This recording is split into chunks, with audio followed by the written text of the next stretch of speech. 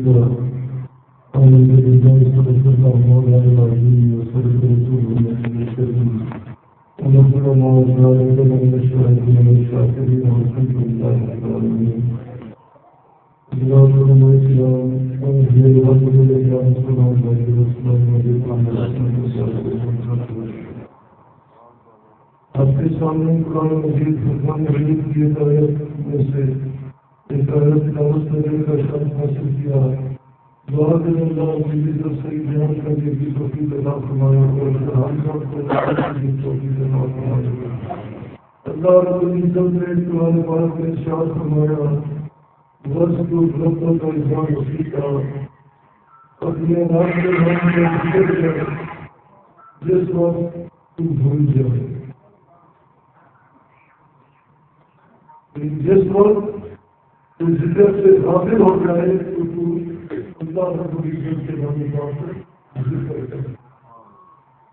بعض مفسرین کرام نے اس آیت مبارکہ کی یہ بھی تفسیر بیان فرمائی ہے کہ اللہ رب العزت کے نام پاک کا اتنا ذکر کر کہ تو اپنے آپ کو بھول جائے. سبحان اللہ سبحان اللہ. تو اپنے آپ کو بھول جائے. اللہ رب العزت نے اپنے کلام پاک میں ارشاد فرمایا بعض اسلموں بالحمد للہ خدا مفرد اللہ رب العزت کی رضی کو مضبوطی سے تھام لو پکڑ لو اور سرکے میں نہ پڑو. ہمارے کرام نے اس کی مختلف تفاصیر بیان فرمائی ہیں.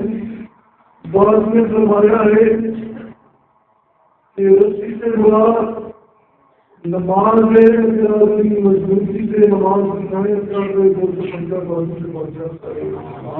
اور اس نے فرمایا رسی سے مراد قرآن پاک ہے اگر آدمی مضبوطی سے قرآن پاک پر عمل پیدا ہو جائے وہ تفکر بازو سے بچ جاتا ہے. اور اس نے فرمایا رسی سے مراد اسلام ہے اگر آدمی مضبوطی سے اسلام پر عمل پیدا ہو وہ تفکر بازو سے بچ جاتا ہے. سلطان علیہ سلطان